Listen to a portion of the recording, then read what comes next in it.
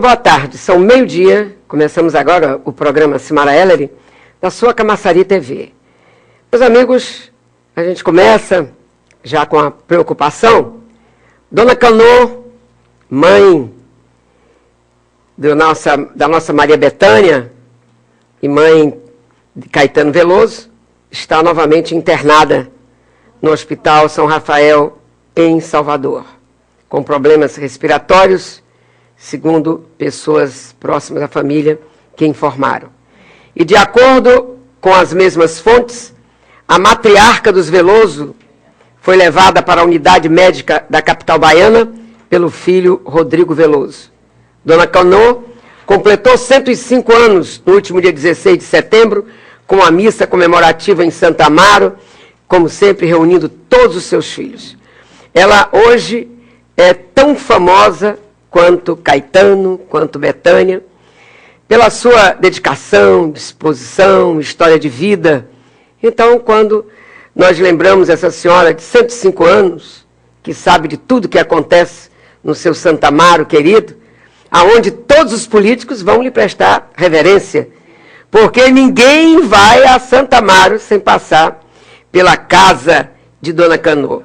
Hoje é motivo de visitação, e nenhum político quer dizer que não goza da intimidade com a família de Dona Canô, né? Então está aí, nós pedindo a Deus que esteja ali, Senhor, manda seus anjos ali para verificar, para cuidar da Dona Canô, né? Tá, o Senhor sabe o que faz.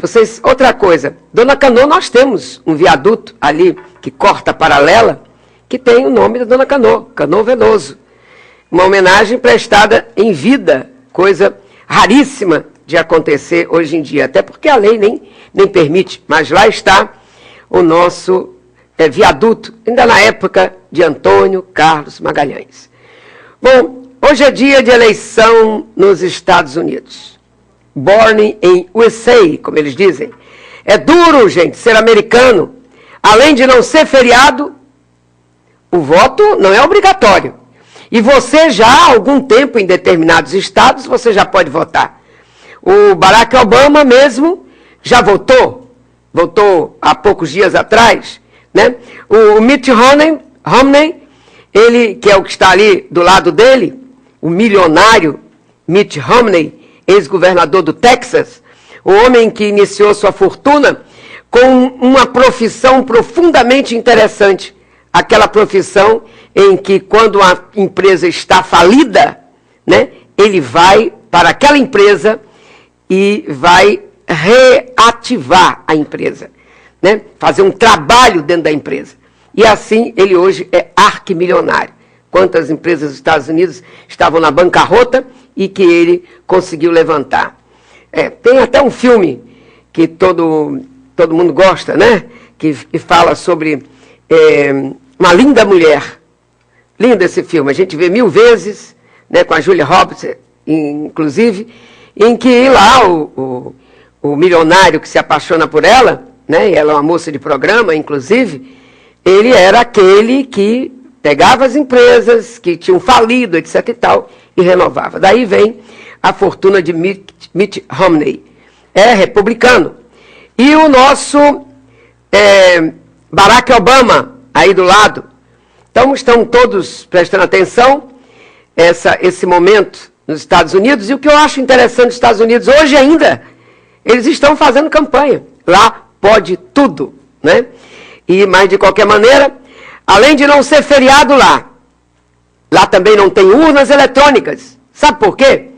Porque se o hacker ele entra no Pentágono, é lógico que pode também bagunçar uma eleição e modificar alguma coisa. Menos aqui no Brasil, que eles inventam, quem souber de alguma coisa, convida todos que têm habilidades, né, com intimidade, com computação e tudo mais, tentem violar, né, o Superior Tribunal Eleitoral, e assim não se conseguiu de jeito nenhum, mas vamos passando. Mas lá nos Estados Unidos, toma a dizer, não é feriado, sem urnas eletrônicas, o resultado da eleição presidencial de hoje talvez demore uma semana para que saibamos os resultados. Até porque a apuração de lá é completamente diferente da apuração daqui, como eu disse ontem para vocês, né? Eu disse para vocês que o Al Gore, que era o vice-presidente na eleição passada, quando o presidente da República estava deixando, depois de ser reeleito, que é o Clinton, e ele era o vice de Clinton e foi o candidato, Al Gore, um homem extraordinário, até hoje eu acompanho as coisas do Al Gore.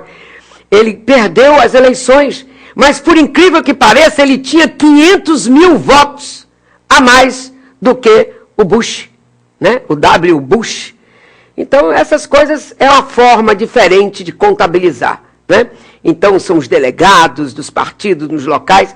É uma coisa até interessante, entendeu? Mas não faz o meu estilo, não. Bom, meus amigos, abra os olhos, Dilma, porque parece que tem havendo chantagem aí no ar. Promovendo apagões diários em Brasília, a estatal de energia da SEB iniciou uma nova greve por aumento salarial e um bônus de R$8 mil para cada funcionário. É brincadeira, né? Com o serviço ordinário que prestam, mantém os atuais salários e já seria injusto até com o contribuinte, pelo excesso de apagões que tem acontecido em Brasília. Bem aí, ó, juntinho da Dilma. A Dilma que todo mundo teme por causa dos arrufos, né? Na hora que ela está aborrecida, sai de baixo. Bom, a presidente Dilma, outra coisa falando dela, tem medo de avião, todo mundo sabe disso. E na aproximação para pouso, ela gosta de monitorar de uma tela as atitudes do comandante do avião dela, que é um Airbus 319. E Dilma percebeu que perto de Brasília, o avião fazia uma volta pouco comum. Interpelou o piloto e foi informada que havia um exercício de tiro real do Exército no campo de provas de Formosa, que é uma cidade de Goiás. Você sabe que Brasília era um pedacinho de Goiás que está ali. Então ela estava passando por ali, o avião, em vez de ir numa reta, ele fez uma curva assim, ela percebeu, porque ela fica acompanhando, é tudo monitorado. Quando ela ia, ela soube que estava havendo um exercício de tiro real do Exército no campo de prova de Formosa, e por precaução a aeronave fora desviada. Pois bem, a madame deu o maior piti, como diz os jovens de hoje em dia. Se revoltou mesmo, não gostou. Chegou em Brasília, a presidente Dilma ordenou ao ministro da Defesa e aos militares que, doravante, exercício de tiro real no Distrito Federal só com a autorização dela. Pois é. Então, se ela não estiver viajando ou passando por ali naquele momento, nem vem que não tem, né? E até por questão de segurança, essa turma todo dia com tiro real, sei lá, o que podem aprontar por aí, então não tem. Bom, já que falam em Brasília, ontem eu falei sobre a eleição da mesa da Assembleia Legislativa da Bahia, falei de Marcelo Nilo, que é pela 4ª vez ser presidente da Assembleia, disse que teve 140 mil votos, e que já falou com o governador disse que tudo ok, etc. Por que o governador disse que não está ok? Ele não diz que está ok com nada, contanto que deixe ele passar o tempinho dele, certo? Então, falei também da mesa da Câmara de Camaçari, como é que está a situação, se Marcelino, Otel, se Tel, se Marcelino, eu até expliquei tudo isso direitinho. E hoje, eu li uma curta notinha, vinda de Brasília, uma modificação havendo na tranquilidade que se apresenta na Câmara Federal. Começa a turvar as águas plácidas lá da Câmara Federal. Agora é que vai começar a esquentar. Aquilo, você estava pensando, aquele compromisso de que tinha-se, de que assim que Dilma ganhou, que era melhor dar a presidência da casa para um petista, e que daí a 2 anos seria a vez de um PMDBista, eu tenho a impressão que vai gorar. Pois é, lá é o seguinte, quando tantos se unem para derrotar ou inviabilizar outro é que a conclusão começa a se complicar. E renasce o antes já apresentado, que hoje em dia tem um carimbo chamado fenômeno Severino. Em Brasília se fala muito em baixo clero. São aqueles deputados renovados, líderes, vice-líderes, estão nas alturas. São 513 deputados, contando com aquele que vai ser o presidente da Câmara. E acontece que o resto, é o baixo clero, como se em cima ficassem os cardeais. Pois bem, de repente o presidente Lula quis colocar ali no Congresso um presidente, deputado, presidente dele. Só que o Severino Cavalcante entrou, um pernambucano, e amigo de todo mundo, ele resolveu colocar o nome dele e se elegeu presidente da Câmara. E parece que vai acontecer isso agora. Grupos da base aliada já falam sobre um fenômeno chamado Severino nas eleições a presidente da Câmara de 2013, devido às mágoas em relação ao governo e ao desconforto também com o PMDBista Henrique Alves. Ele é do PMDB do Rio Grande do Norte e que, certa ocasião, era até candidato a vice-presidente da República, teve um problema lá no Rio Grande do Norte, se separou da esposa dele, e a esposa dele foi contar um bocado de podres, de um problema, que ele teria dinheiro recebido de não sei quem, houve um negócio danado, e ele, pelo sim, pelo não, resolveu tirar a candidatura dele. Pois bem, Henrique Alves foi líder de algumas vezes do partido, reeleito, como Jadel Vieira Lima, e agora seria o presidente, o nome dele seria o presidente da Câmara, que a Dilma não gosta muito dele, inclusive. Estou dizendo isso baixinho para vocês. Ela não gosta muito dele, não, viu? Porque ele criou todas as complicações. Agora que ele está pianinho, mas desagradou, ficou pianinho com ela, desagradou um grande número de gente lá na Câmara. Bom, se faltava motivo para sorrir, agora já tem. Graças a Deus, o Ministério da Saúde vai gastar 7.400.000 reais em próteses dentárias para desdentados de 18 estados. Vocês sabem que aqui no Brasil nós temos um problema muito grande, no nosso Nordeste principalmente, com o problema de arcada dentária. Muita gente perdendo dentes. Agora, eu acho que 7.400.000 é muito pouco para ser dividido para 18 estados. Mas, de qualquer maneira, é uma coisinha que vem por aí. Eu li um artigo do jornalista Carlos Chagas, que vem a propósito do que sempre temos refletido. São milhares os casos de queimas de arquivos em nossa história. Aliás, na história do mundo inteiro, queima de arquivos. Uma pessoa sabe uma história feia de alguém, tem que ser morto. Se presenciou um crime, pá, tem que ser morto. É assim. Então, 3 exemplos. Na era de Getúlio Vargas, vai lá para trás, ele teve um grande assessor chamado Gregório Fortunato. Em 1962, o Gregório Fortunato estava para ser libertado em poucos dias por ato do presidente daquela época, que era o João Goulart. Esse de paletó bem na frente é o Getúlio Vargas.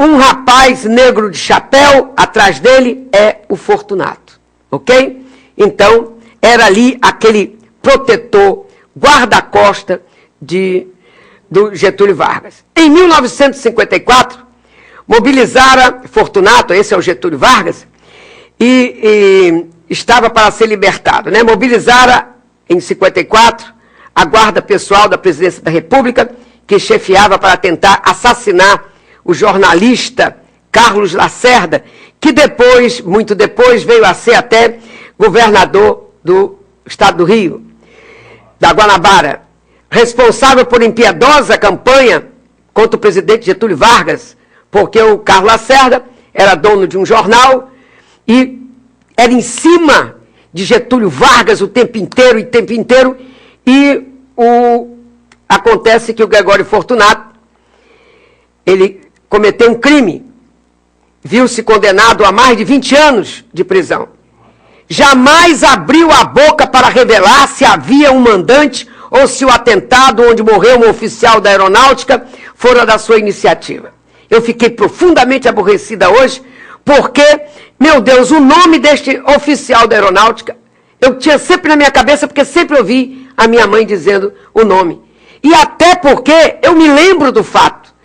Ele, inclusive, este oficial, vinha dirigindo um carro na época, era importado, até porque nós não tínhamos empresa de automotiva aqui no Brasil, e era um Citroën, aquele Citroën, um baixinho, todo assim. Me lembro muito que papai quis comprar um Citroën, a mamãe, não quero carro que lembre assassinato de alguém, não. E mamãe, não me lembro que não deixou papai, na ocasião, comprar um Citroën. Pois bem, o Gregório morreu esfaqueado, praticamente nas vésperas de sair, na penitenciária Lemos Brito, por um preso meio débil mental, incapaz de revelar o porquê do seu ato. Ele foi morto. E todo mundo diz que era porque ele dizia que quando ele saísse, Getúlio Vargas já estava morto, ele iria contar tudo o que se passou. Aí vamos dar um voo e vamos para a época Collor de Mello. PC Farias. Um corte na história, né? Então nós vamos levar a esse assassinato do PC Farias. Quem não se lembra dessa fotografia que você está vendo? PC Farias morto, deitado numa cama e a amante do outro lado. Pois bem, ele era o homem poderosíssimo do governo Collor.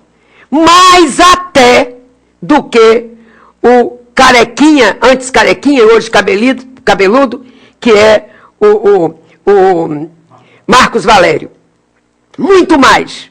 O Brasil todo sabia. Marcos Valério é este, que já pegou mais de 40 anos de prisão no caso do Mensalão. Pois bem, o PC Farias, poucos empresários escaparam da sua coleta milionária. Era só pegando dinheiro, de tudo quanto era canto, era um negócio sério. E o PC Farias, denunciado, condenado, conseguiu sair clandestinamente do país, passando a viajar pelo mundo. Collor tinha perdido o governo, né? Então, identificado, ele fugiu, estava na Tailândia, foi recambiado para o Brasil, ficando algum tempo na prisão, beneficiando-se em seguida para estabelecer-se em Alagoas. Em Alagoas, começou na farra, tinha filhos, é separado da mulher, e lá foi morto, e aí dizem que foi pela namorada recente, que suicidou-se em seguida. Namorada recente era um caso que ele estava tendo. Ela recebia o dinheiro dela e ia embora. Não, ela foi morta, ele foi morto, arrumaram tudo, no instante tiraram o colchão desapareceu, mas está aí a fotografia. Aí dizem assim, crime passional. Não, ele não foi assassinado. Mas você quer ver um que você vai se lembrar mais até do que o PC Farias? Celso Daniel, prefeito de Santo André. Não faz pouco mataram o prefeito de Santo André, Celso Daniel, um dos companheiros mais chegados ao Lula, e ele estava ali recém-eleito presidente. O caso foi dado como crime comum. Ele teria sido vítima de latrocínio, um assalto seguido de morte. É o que disseram.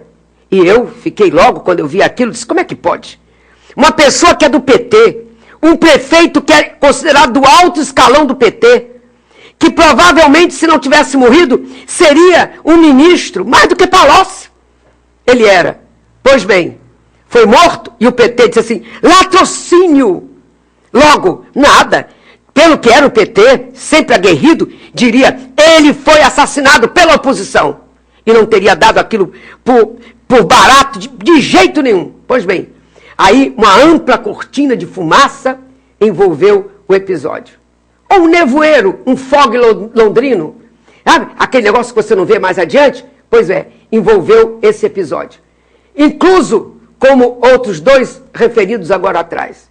Cheio de buracos, como agora levanta Marcos Valério, operador do Mensalão, o já condenado a 40 anos de prisão. Vamos ver. Eu sei que a República vai tremer. Se esse publicitário que está aí na tela vier a falar o que sabe e o que viu, como anuncia num dia para desmentir no dia seguinte.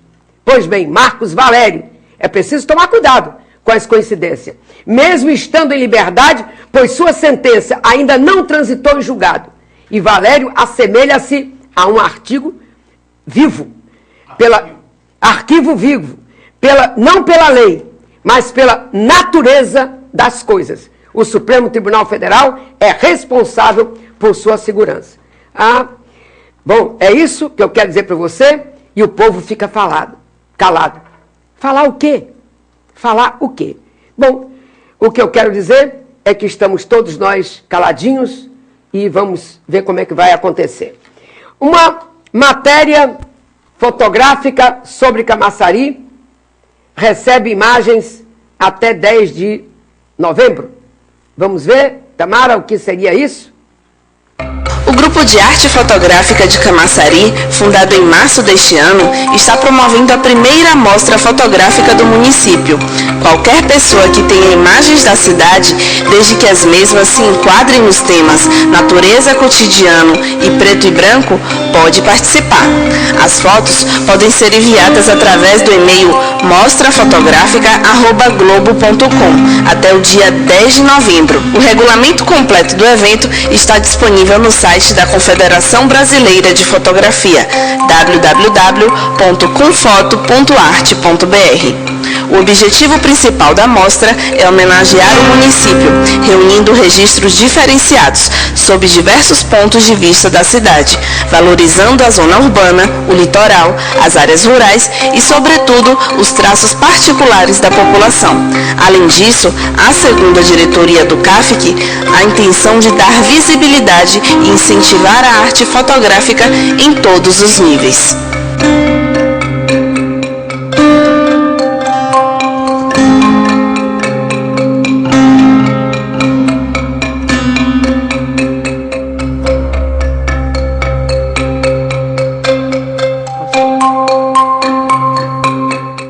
Olha, é muito bonito Camaçari. Muita gente não sai aqui da sede. A sede não é bonita, a gente tem que dizer a verdade. Não é. Ruas estreitas, porque quando o Humberto Heller era prefeito, ele deixou os espaços. Os prefeitos que vieram em seguida, veio Caetano, depois veio Tude, depois veio Caetano. Então, aquele negócio foram deixando invadir. Então, complicou. Hoje nós temos um engarrafamento constante aqui. Nós temos, quando um governante chega, ele tem que pensar o futuro. Né? Pensar o quê? Não é como antigamente as ruas eram estreitas, porque se andava a cavalo ou de carruagem, tudo ali de pequenininho. Hoje não, são os carros, caminhões, ônibus, tudo passando. Temos que ter cuidado com relação a isso. Daqui a pouco, eu acho que já deveria ser uma radial, a outra, a 28 de setembro, um exemplo, vindo da BA-93, vindo para o centro, e a outra só dava a mão voltando, tinha que abrir para lá, enquanto há tempo de fazer ponte e etc e tal. Camaçari tem dinheiro para isso, hein? Eu costumo dizer, eu não sei aonde está o dinheiro de Camaçari. O Caetano pode até dizer, está aqui, dona Simara, botei aqui, ali, lá, acolá. E eu disse, poxa, Caetano, a comunidade quer saber, Caetano. Porque a gente fica espantado. Como é com a arrecadação de 800 mil reais, 850 mil reais por mês, fora o que vem de fora para ajudar, como essa obra que você está fazendo aí. Né? Você deu uma contrapartida, tem mais dinheiro. Então, onde é que estão 5, 6, 7 milhões? Então, aí você vai dizer, gastei com o funcionalismo tanto, com isso tanto. A comunidade precisa saber, você é eleito para isso, um homem público, sua vida é pública. Aí a gente abre aqui o jornal e diz assim, prefeito de Camaçari tem que devolver 30 e tantos milhões de não sei quem, do próprio bolso. Aí vem outra aí, novamente, Tribunal de Contas, o prefeito de Camaçari tem que devolver 18 milhões de não sei quanto, tem que ser do bolso. A gente não vê quando você paga. A gente viu a notícia, se você pagou, não tem a contrapartida disso. Agora, que é importante que você saiba que veio do seu bolso, é importante. Não quer dizer para poder lhe deixar na miséria. Não estarás na miséria nunca, Caetano. Aliás, quem sabe, né? Porque na Bíblia tem, né, aquele homem que teve e que plantou, teve uma boa produção, o celeiro dele inchou, ele aumentou o celeiro e disse, vou ficar rico pro resto da vida. Pois é, você não sabe, entendeu? Mas hoje à noite a morte te leva. É isso aí, de repente, não mais do que de repente as coisas acontecem. Temos que estar pronta para todas as coisas, de repente não usufruímos das coisas que tem. Então seria de bom alvitre se você dissesse para nós, né? Você é uma bela gente, viu? Pode crer, bela gente, viu? Mas nem tanto, né? Pois é, andiamo. Vamos nós. O viaduto do trabalhador. Tá aí outra coisa, Caetano. Viaduto do trabalhador tem incomodado bastante a população. Foi coisa da época de Tude. E você, Caetano, não resolveu esse problema do viaduto do trabalhador. Vamos lá ver. Então, Simara, logo aqui atrás vocês podem ver imagens do viaduto do trabalhador, que tem sido recentemente alvo de muitas críticas da população devido à quantidade de acidentes que tem ocorrido aqui. As pessoas até apelidaram o viaduto de viaduto da morte. Porém, é necessário um pouco de consciência da população que essa via aqui para atravessar é muito complicado, porque o tráfego é constante e em cima do viaduto tem uma calçada disponível para os pedestres. Então, fica aí uma dica de consciência da população, porque é muito complicado. Logo mais cedo aqui a gente viu uma senhora atravessando com uma criança, sujeita a um acidente também a qualquer momento. Então, fica esse pedido de apelo de consciência para a população. É com você, Simara. Olha, o Tude já fez... concluiu, não foi essa obra? Foi em 89, 90, né? No mandato dele, ele construiu isso. Viaduto da morte. Hoje, viaduto da morte. Quer dizer, não podia se melhorar esse negócio? Fazer um viaduto ali? Né? Fazer um outro do lado, um vindo, outro vindo? Tudo bem. É isso aí mesmo. Ou quem entrasse para Camaçari, se não quisesse fazer aí, fazia um outro no outro lugar, um entrando na cidade, o outro saindo para lá, sei lá. Aproveitar aquele entorno do Hospital Geral e criar avenidas para a cidade também crescer para lá. Agora crescer mais livre, mais limpa, porque eu acho que aí se teria também casas maiores, se teria algumas lojas também, se cresceria para aqueles lados. E é isso que se devia fazer. Mas eu não sei, a cabeça de Caetano está onde? Final do governo dele está pensando na UPB, quem vai sucedê-lo na UPB. Imagine que coisa, vamos falar já nisso. Agora, meus amigos, o problema que está existindo agora é saber se a Dilma vai ou se a Dilma não vai à posse do Joaquim Barbosa no dia 22 de novembro no Supremo Tribunal Federal. O Lula não quer que ela vá, não. Não quer, não. Porque o Lula disse que inimigo meu é teu também, Dilma. Lula quer que Dilma rompa a tradição de ir à posse do novo presidente do Supremo Tribunal Federal no dia 22, em represália ao trabalho de Joaquim Barbosa como relator do processo do mensalão. O ministro ainda espera a audiência que pediu para entregar o convite pessoalmente à presidente Dilma, e a presidente Dilma ainda não o recebeu. Horrível, viu, Dilma? Não foi muito bom, não. Não foi, não. É bom receber, entendeu? É uma pessoa extraordinária, é bom para você. Agora, a confusão é geral no acampamento dos companheiros do PT.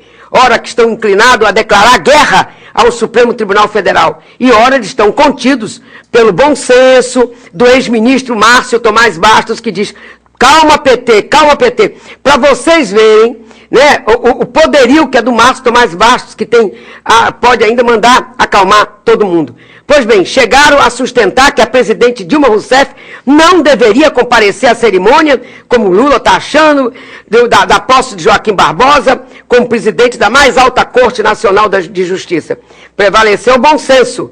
E a Dilma disse que vai cumprir o protocolo, mas nem por isso acalmou o PT. O alvo agora é a mídia, que estaria estimulando os julgadores do mensalão a não pouparem os mensaleiros, como se fosse possível influenciá-los. Porque vocês, pensando bem, ao contrário, estão dizendo que a mídia estaria estimulando os julgadores do mensalão e o PT estaria amedrontando os julgadores do mensalão. Eles têm que ser livre, soberano, pairando, sabe, sobre aqui o continente nosso, todo o Brasil. Eles são a autoridade maior e nós temos que respeitá-los. Sim, senhor. Sim, senhor. Bom, meus amigos, nós temos uma notícia aqui que diz que 1 em cada 4 brasileiros praticam corrupção. Conheça os 10 mais comuns. Foi uma pesquisa pela Universidade Federal de Minas Gerais e pelo Instituto Vox Populi, que apontou que cerca de 23% dos brasileiros, ou seja, 1 em cada 4, não vê como corrupção o ato de dar dinheiro a um guarda de trânsito para evitar o recebimento de uma multa. Para os especialistas, a corrupção do dia a dia é resultado do que acontece dentro da política do país. Bom, eu disse o seguinte, veja a lista daquilo que o brasileiro faz muito. Brasileiro, não dar nota fiscal. Brasileiro acha comum, sai da loja, não pega nem a nota fiscal. Não reclamar, não declarar imposto de renda. Muita gente não declara o imposto de renda como deveria. Sonegar o imposto de renda. Tentar subornar o guarda para evitar multas. Falsificar carteirinhas de estudante. Dar ou aceitar troco errado. Roubar TV a cabo. Furar fila. Comprar produtos falsificados. No trabalho bater ponto pelo colega e falsificar assinaturas. Estou dizendo que isto aqui o brasileiro ama fazer. Então tá russo, né? Como é que a gente fica exigindo de uns e cometemos erros tão semelhantes, né? Então está aí. Nós vamos ver tudo isso e vamos ver se a gente se corrige. Eu estou até muito contente porque eu li que o trânsito aqui em Camaçari já começaram até no começo da semana, ontem, já estão caminhando e explicando, não estão multando, estão ensinando, alertando sobre as leis do trânsito. Agora, a partir de 1º de dezembro, não tem dúvida, nós vamos, se errar, vamos pagar multa mesmo. Então, eu chamo isso de profilaxia do trânsito. Então, o trânsito é educar. Profilaxia contra a doença da má direção, né? Então, quando a gente diz a profilaxia de uma doença, é quando a gente faz tudo para não adoecer, né? Lavar a mão antes de pegar uma coisa para comer, não é isso? Tomar nossos remédios, a nossa vitamina C, ter os nossos cuidados na nossa vida, é profilaxia contra a doença. Tomar vacina, né? Então, escovar os dentes todos os dias. Então, a partir de 1º de dezembro, a Superintendência de Trânsito e Transporte vai emitir multas. Isso é o correto. Isso é o correto.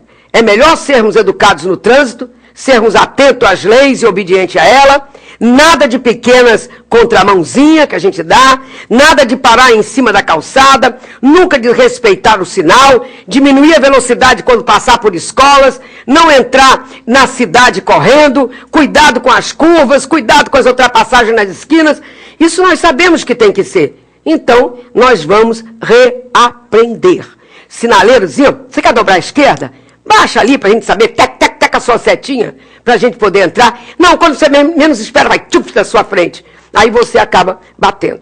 Nós temos que nos reeducar. Nos reeducar, é o que é importante. Outra coisa também, no dia de 7 a 9 de novembro, será realizado no campus da UNEB de Camaçari, a primeira Bienal do Livro, das 10 às 19 horas, com exposição e vendas de livros, realização de oficinas, palestras, workshop e apresentação cultural. Isso vai começar no dia 7 de novembro, cai numa quarta-feira, às 10 horas da manhã, tem abertura com samba de roda, da Casa de Convivência do Idoso, às 10 horas, stands da Editora Abril, da Editora Saraiva, da Atlas, da LDM e da Eduneb. E às 10 horas também, lançamento do livro Inspiração, da professora Micheline Musser. Às 10h30, apresentação de Capoeira da Cidade do Saber. E tem a tarde, etc e tal. Como nós estamos num programa de televisão, confira. Vá lá no blog, no nosso blog, Simara Ellery, tudo junto, simaraellery.blogspot, é blog, blogspot.com. Vá lá que você vai ver toda a programação, ok? É tão bom para a gente ter toda a programaçãozinha da gente. Legal. Ó, olha como é longo. Para aqui que eu acabo de dizer tudo isso, né? Acabou o programa. Então, nós temos que tomar as nossas providências E, meus amigos, eu falei na sucessão da UPB, pois é, o Caetano tem um candidato. Vai aproveitar um encontro de gestores eleitos, quer dizer, de prefeitos que foram eleitos, no próximo dia 9, 10, 11 de novembro, para já iniciar a articulação com o objetivo de eleger para cargo mais alto da UPB a candidata dele, que é a prefeita de Candeal da Silva, Maria Quitéria, do PSB. Ela foi a vice-presidente dele, né? E agora ele quer elegê-la. Vamos ver se ele terá a sorte. Ele vai sentir, viu? Se ele não tiver um cargo de secretário com o governador Wagner, ele não vai aguentar ficar fora do poder, não, sabe? E, digamos, de passagem, entendeu? Ele é muito ativo, corre para lá, corre para cá, mas é sabido. Sabidinho, que é danado. A Luísa Maia que o diga. Bom, agora, meus amigos, eu quero dizer para vocês que tem a festividade que encerra o mês da criança, não dá mais para votar? Já chegou a pessoa da entrevista? Então, vamos embora. Encerra o mês da criança, vamos ver a festividade. Na última quarta-feira, os alunos da Escola Municipal Neuza Menezes Barreto, situada no Parque Satélite, se divertiram bastante com as atividades em classe e extraclasse, um projeto do Estatuto da Criança e do Adolescente. Entre as atividades de lazer que marcaram o fim da programação do mês da criança estavam o banho de piscina, discoteca, pula-pula e muito mais. A proposta era valorizar a criança e seu espaço socioeducativo a partir de ações que demonstrem os seus direitos e deveres nos diferentes ambientes. Muito bem, meus amigos. Minhas crianças queridas, beijão para todos vocês. Para o ano a gente se prepara mais para a gente passar esse mês da criança tendo bastante sorteios para vocês. Ô, Humberto Ellery, não dá para a gente mexer um pouquinho no Natal? Talvez dê, né? Para a criançada. Vamos ver. Olha, temos uma entrevista agora com um índio do PSTU. Que rapaz bravo, viu? Aí foi até o fim, né, dono de uma personalidade fantástica, a minha admiração, meu respeito pelo índio do PSTU. Ele vai ser o entrevistado por Humberto Ellery e Eli Ellery, ok? Então, é um pouquinho, rapidamente, ele estará aqui conversando com vocês. Qualquer coisa, os telefones estão ligados. 3040 2700.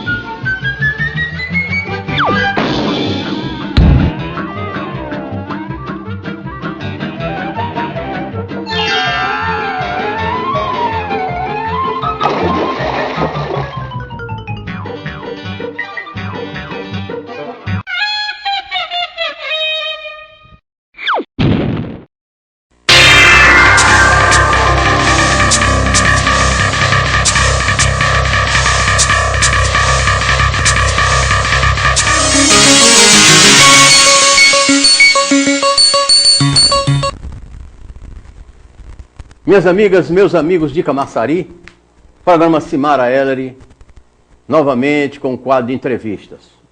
Hoje nós estamos recebendo aqui um candidato a prefeito do PSTU, que todos vocês conheceram.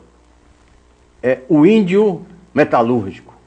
Ele que trabalha na Ford, ele que é um homem de crença, fez sua campanha, pé no chão, sozinho, sem recursos, mas foi até o fim. Porque dentro da filosofia do partido dele, o PSTU, tem que ser assim. Tem que se comportar como uma pessoa digna que luta, mesmo sabendo que vai perder, mas tem que deixar a sua mensagem de confiança de um dia melhor para o nosso país. Então estamos aqui com o nosso índio. Eu vou passar a palavra para Ilai e depois em seguida ao nosso índio metalúrgico. Boa tarde, Camaçari. Estamos aqui com o índio, que é o José Wellington. Não é isso, índio? Vamos entrevistá-lo e conversar com ele, procurar saber como foi, na realidade, esse processo eleitoral, que é um processo cansativo, pé no chão. Eu queria também futucar um pouquinho de você, saber por que você andou faltando ao debate, que eu acho que o povo precisa de uma satisfação sua. Porque a audiência foi muito grande e foi muito interessante ter reunido os candidatos naquele momento, né? Então vamos começar por aí. Afinal, por que você faltou ao debate? Em primeiro lugar, eu gostaria de agradecer o espaço que é nos concedido do PSTU, né? Esse espaço para a gente agora fazer um balanço das eleições com mais tranquilidade, né? Que é muita pressão nesses 3 meses, e agradecer a todos os camaçarienses. E queria dizer também que nós não participamos de nenhum debate, né? Em algum momento foi decisões políticas dentro do partido interno e não deu para a gente participar. Mas o último debate nós estávamos alinhados coerentemente e a gente fomos para o debate, mas infelizmente não aconteceu porque devido a alguns candidatos, ou a maioria dos candidatos, não apareceram no debate. Eu devo esclarecer a vocês que este foi o debate, entendeu, que foi estabelecido pela Associação de Funcionários Públicos, entendeu? Os funcionários públicos de Camaçari, por esta associação, se reuniram na Câmara Municipal, prepararam panfletos, distribuíram, convidaram a todos os candidatos e só apareceram 2. O índio metalúrgico que está aqui e o Haroldo da Loteca. O resto todo, porque faltava ainda, eu acho que uns 5 dias essa coisa, com medo de qualquer coisa, eu acho que não apareceram, não quiseram correr esse risco. Até porque o funcionalismo, que é a alma e o setor, o sangue, a vida de uma prefeitura, estava lá para cobrar muitas coisas, muitos posicionamentos dos candidatos. E os que não foram, infelizmente teve um que ganhou, que é o Ademar, e que conhece bem o funcionalismo. Lamentando, mas pelo menos o índio metalúrgico teve presente. Índio, agora, já que a gente já passou, a eleição já passou, mas a gente só pôde estar agendando com você agora, até porque a gente sabe que você está em um trabalho muito puxado, que você cumpre horário na fábrica, então agendar com você às vezes te prejudica um pouquinho, e essa nunca é a nossa intenção. Então, vamos falar desse assunto que passou, para poder a gente depois, durante a entrevista, olhar para frente. Como é que você avaliou as eleições aqui do município de Camaçari? Olha, Ilai, para a gente falar das eleições municipais, nós temos que entender que houve as eleições municipais no Brasil inteiro, né? E por trás de cada partido e facções, existe pessoas que são coronéis e são bem respeitados na política brasileira. Principalmente o governo Lula, né, a Dilma, Eduardo Campos, do PSB, né, de governador de Pernambuco, Aécio Neves, que é o senador de Minas Gerais, né, e que são pessoas fortes no partido, aonde que hoje no Brasil, apesar que o PT teve boa parte dos votos no Brasil inteiro, 27 milhões, nas capitais brasileiras o PT só teve a conquista em 4 capitais, empatando com o PSDB de Aécio Neves.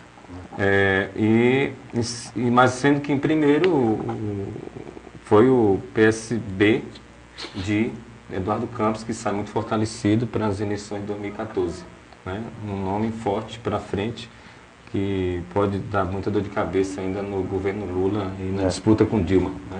E o Aécio Neves vem também se levantando um nome forte também, apesar que em São Paulo, a virada, né?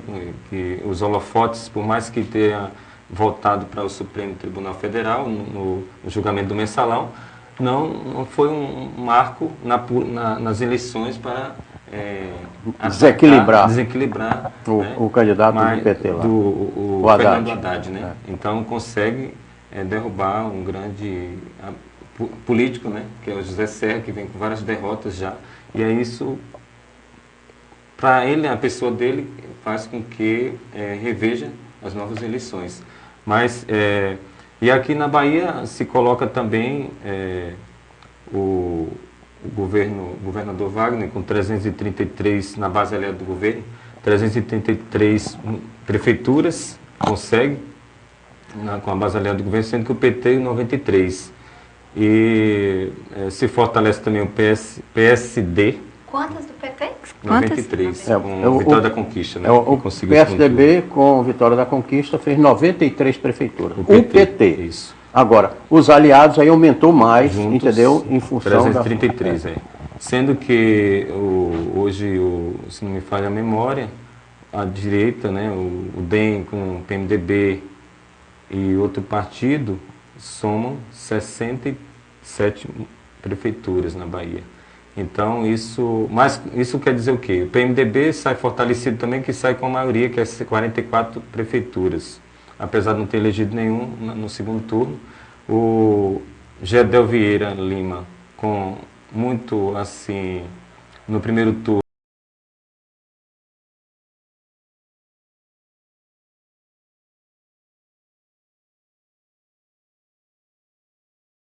ele espera para ver em que cesta que ele vai depositar os ovos dele. Ele espera sempre. Exato. Ele nunca ajuda na saída. Ele só entra na chegada. É a estratégia que o povo baiano já está acostumado. E aí o PT perde a prefeitura de Salvador, já era desde o início da campanha, né, que com a péssima e falta de competência do governo Wagner de negociar com várias greves no Estado, né? Isso ficou marcante, a greve dos policiais e a greve dos professores, os 115 dias. Isso o pessoal não esqueceu, né? Mexa com tudo. E isso, viu, Índio? Isso porque o Wagner conheceu o chão de fábrica como você conhece. Exatamente. Não é? Ele foi negociador de trabalhador quando era Petrofim. Agora, Índio... E com toda essa experiência de negociação, ele agora, no poder, não quis negociar com os vereadores ou com os professores e com os policiais. Ficou lá, todo encastelado. Com o quê? Com medo? Antigamente ele não tinha. Exato. E hoje ele tem até uma polícia para defender ele. Antigamente nada, ele ia de peito aberto.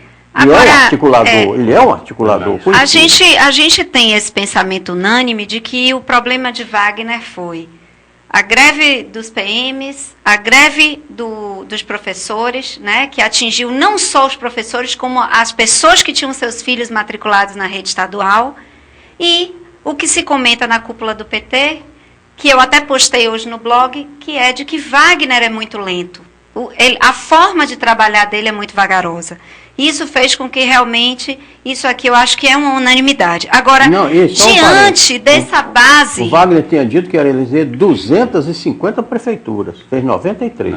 Depois, para melhorar o quadro dele, botou esses 300 aí. Bom, mas aí é o seguinte, já que a base aliada do PT é tão grande, por que o PSTU não compôs? Já que é tradição a aliança do PCdoB, dos sindicatos, estarem ao lado do PT.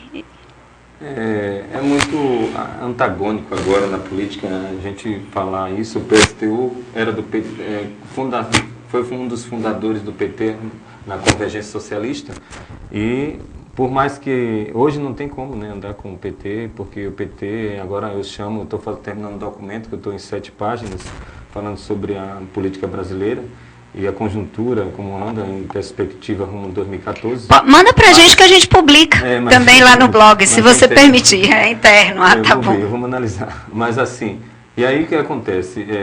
Percebe-se que hoje o PT não é um partido de esquerda, é um partido eu coloco como um centro-direito, né?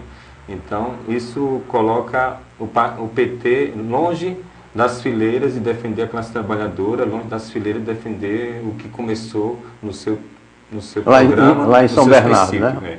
Então é isso. Então, Hoje a gente vê que sai fortalecida a base aliada do governo, mas também sai fortalecida a direita, né, na Bahia, com a vitória do DEM em Salvador, Feira de Santana, com José Ronaldo, e em Salvador com o ACM Neto, né, que sai fortalecido, e o pessoal não deixou de votar em ACM Neto, né, porque na verdade teve erros também na ACM Neto nos debates, foi muito frágil, né, não passou, deixou de passar o programa para ficar falando do familiar, do outro. E também é unânime para a gente, Índio, o fato de que, independente do prefeito, qualquer um que sentar vai fazer um bom governo. Primeiro, porque a Prefeitura de Salvador está... faz muito tempo que não é prefeitura. Está degringolada, vários aspectos, com exceção da educação, que era o último ícone, eles já tentaram derrubar, aí tentando manchar a imagem de João Carlos Bacelar, que a gente ainda não sabe no que deu e o que vai dar essa história. Mas era o único ícone que mantinha a Prefeitura de Salvador.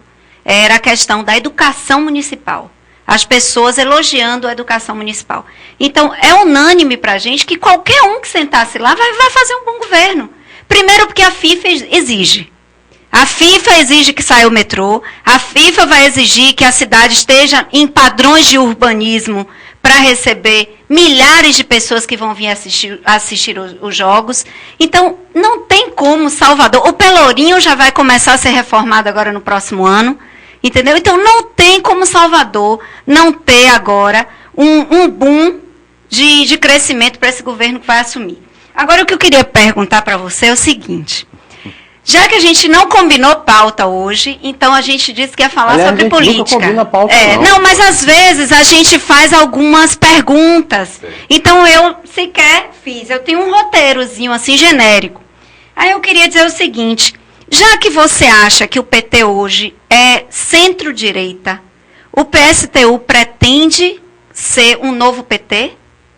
Um novo PT do tempo antigo, não é um novo PT de agora. Um PT em prol do trabalhador e começar um trabalho de base e agora com um filtro ideológico mais forte, de ética, de conduta, para que, de fato, não cause daqui a alguns anos esse tipo de decepção nos trabalhadores e nas pessoas que se filiarem ao partido? Na verdade, não é o PSTU que tem que ser o antigo PT. Na verdade, o PT tentou ser o antigo PSTU e não conseguiu e não consegue porque queria administrar o país e administrar de qualquer jeito, chegar ao poder, garantir todos os estados e prefeituras no país, a maioria, para garantir-se administrando. Mas só que a gente percebe que o povo está desacreditado da política brasileira, né? Está desacreditado desses políticos que enganam, né? Muita mentira nas propagandas, nas propostas. E eu acho que a gente precisa fazer um mandato e também colocando junto com as propostas, né? Que seja uma pessoa, andando com o povo, ouvindo as pessoas, ouvindo a cada dia o sofrimento de cada um no setor da educação, no setor do transporte, que são caóticos hoje no país, a questão da saúde, que é lamentável ainda, né? Então a gente percebe que há longe ainda de ter um governo bom. E voltando à pergunta lá sobre Salvador, porque qualquer um que entrar vai ser isso. E a conjuntura, como você apresentou alguns elementos, Eli, a conjuntura vai, no meu documento, eu estou colocando bem claro, dá para ver claramente que o Wagner vai ajudar a ACM Neto de tabela, né? Ou seja, é obrigado a fazer um bom governo para que faça um sucessor em 2014. Então não tem como fugir, né? Por mais que tenha oposições então, entre eles, mas eu acho que eles vão, em alguns momentos, se entenderem para administrar Salvador. Porque é um problema sério Salvador. Agora a Camaçari é uma sopa, né, administrar Camaçari. Já colocava. É muito mais difícil resolver os problemas. Eu falava que o sindicato metalúrgico tem mais problema do que a prefeitura de Camaçari hoje para se resolver. Porque tem tudo nas mãos, só não resolve se não quiser. Agora, olha só, você fala que é uma sopa. Agora eu vou defender um pouquinho Camaçari, porque a gente tem que tentar ser justa, né, em alguns aspectos. Saiu essa notícia hoje, a gente também postou no nosso blog, dizendo o seguinte: Salvador não está crescendo da forma que os municípios da região metropolitana estão crescendo. Então, o argumento do secretário de Saúde, Vital, quando esteve aqui, de dizer que está difícil conduzir a saúde, porque Camaçari deu uma inchada repentina. Isso é verdade. Então, a gente sabe, eu agora queria só tentar ser justa, que Camaçari teve uma explosão de arrecadação, mas precisa também de uma explosão de competência, para que acomode bem esse inchaço populacional e esse crescimento de demandas na cidade e no município. Que essa aqui, o que nos resta é a esperança. Porque a Ademar vai entrar por mais 4, quiçá 8 anos, né? Então, a gente precisa ter a esperança. E dentro desse quadro de esperança, eu queria só dizer, você falou, é uma sopa, né?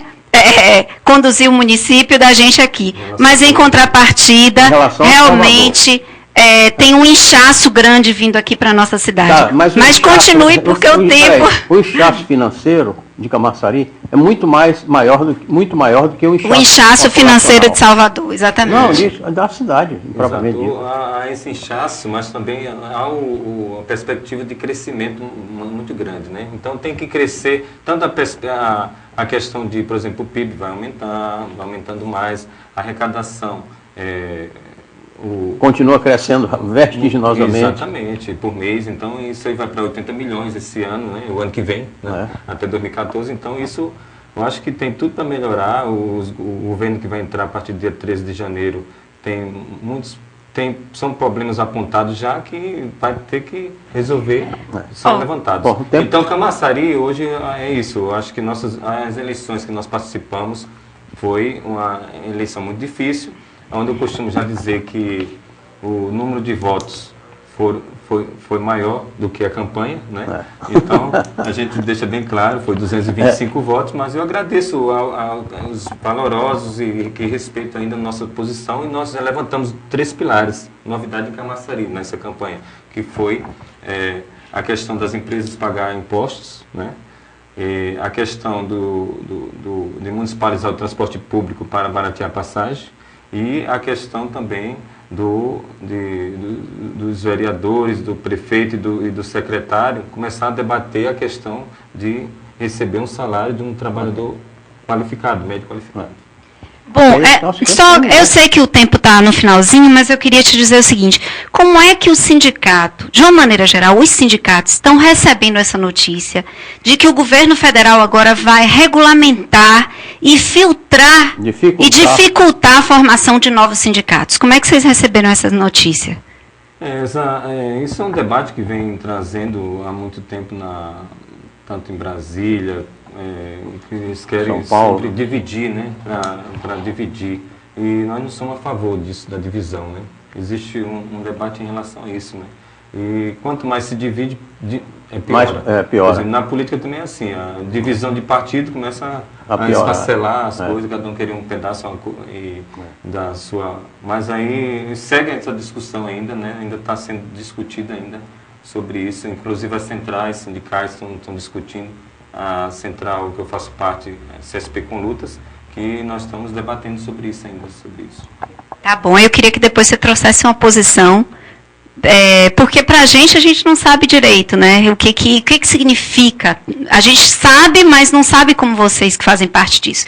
Bom, o nosso tempo está esgotado, eu vou pedir suas considerações finais e vou combinar com você um outro dia, com outra pessoa, para a gente fazer um bate-papo desse sem papel, sem coisa nenhuma.